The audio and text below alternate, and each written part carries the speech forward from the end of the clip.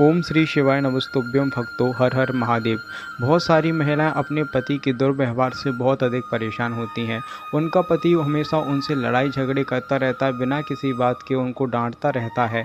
साथ ही साथ दूसरों की बातों में आ जा के उनको गुस्सा करता है, उनके साथ अच्छा व्यवहार नहीं करता है। चाहे पत्नी कितना भी अच्छा हो, लेकिन पत्नी के साथ ऐसा व्यवहार करना क्यों हो रहा है, तो इसके पीछे के कारण जानते हैं। और आइए जानते हैं कि इस कौन से उपाय से इस चीज़ को दूर भी किया जा सकता है। तो पति के ऊपर अगर ऐसी कोई दिक्कत है जिससे कि आपको है बहुत मारता पीटता है, या आपको साथ दुर्व्यवहार करता है, आपकी बात नहीं सुनता है, आपको नीचे दिखाता है, तो हो सकता है कि उसके ग्रह नक्षत्रों में कोई दिक्कत आ रही हो, या फिर आपकी कुंडली में कोई परेशानी आ रही हो। तो इसके कारण आपको कि घबराना नहीं है। आपको यह उपाय जो आज बता रहे हैं बहुत ही सरल सा उपाय है, वो आपको करना है। इस उपाय को करने से आप देखिएगा कि कुछ ही दिनों के अंदर ही आपकी समस्या का समाधान हो जाएगा। आपके बीच में कोई भी झगड़े वगैरह होंगे वो समाप्त हो जाएंगे।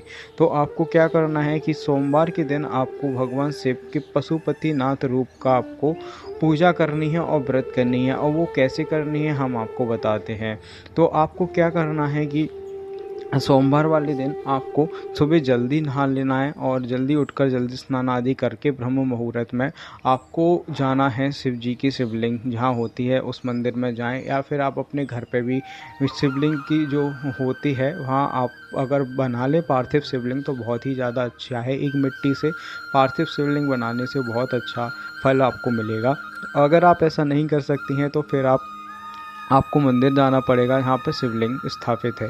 तो आप वहाँ जाएं या फिर घर पे जाएं। उसके बाद आपको कुछ पूजा विधि है, और उसमें जो सामग्री है वो आपको लेके जानी है। तो उसमें आपको क्या करना है, 5 बेलपत्र के पत्र लेके जाना है। साथ ही साथ आपको 2 धतूरे लेके जाना है, एक कोई मिठाई लेके जानी है, और एक कोई फल लेके आपको जाना है।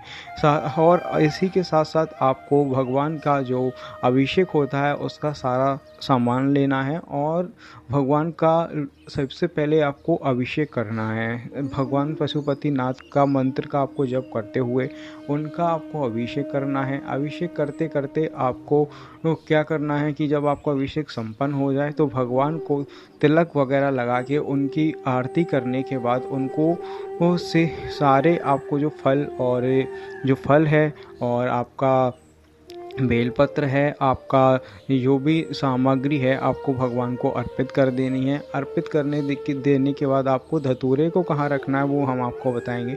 धतूरे को आपको उस शिवलिंग के जहाँ माता पार्वती रहती हैं, एक माता पार्वती को अर्पित करना है, और एक आपको शंकर जी को अर्पित करना है। और मिठाई भी आपको एक माता पार्वती और एक शंकर जी को अर्पित करना है।